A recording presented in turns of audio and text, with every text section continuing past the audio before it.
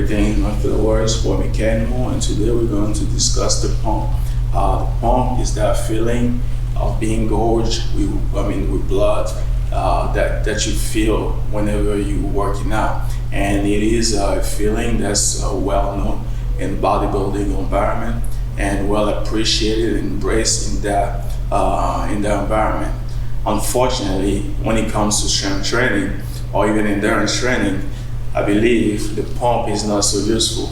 As of myself, I try to avoid the pump as much as possible because in the matter of endurance training, not endurance testing, in the training, you want to avoid the pump because the moment you reach pumping means you reach failure. And when you reach failure, that means the job in the workout is done.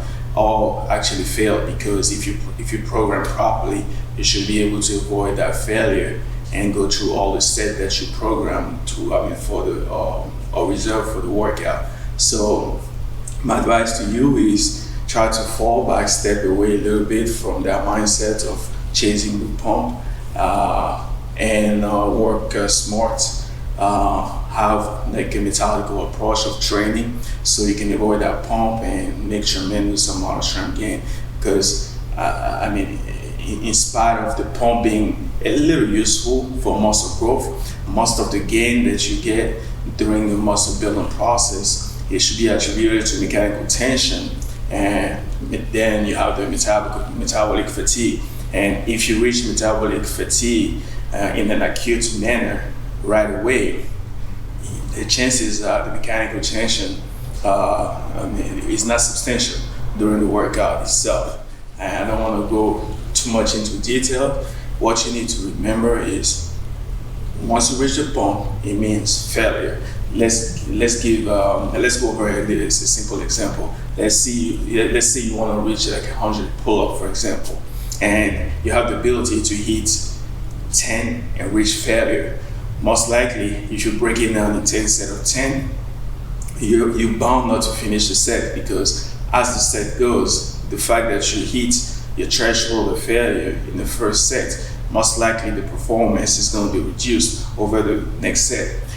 Let's assume you work in a smart manner and then you use 50% of that max threshold and you go for set of 5s. You'll see that you'll be able to go with good enough break in between, hit 5, 5, 5 consistently until you reach the 100 repetition, and that will be a better workout than going to failure on the first set, and then over the following subsequent sets, you have reduced performance in the consistency of the repetition. So that's just a little example of why the pump is not so great, and you want to have full control at all time of the weight and avoid going up and down, just so you can feel good and get that pump.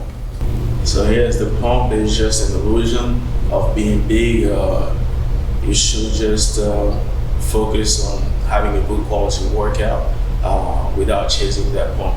I know once in a while you may want to do so to feel good, but don't fool yourself into believing that because you have a pump, you're necessarily doing a good job. Especially as an athlete, you definitely want to stay away from the pump, because as an athlete, pump means failure, and whenever you reach failure, quality of the workout is down. So that's about what I wanted to show you guys and mention, because I believe many of you guys don't understand the disparities and the intricacy of when to change the pump and when not to.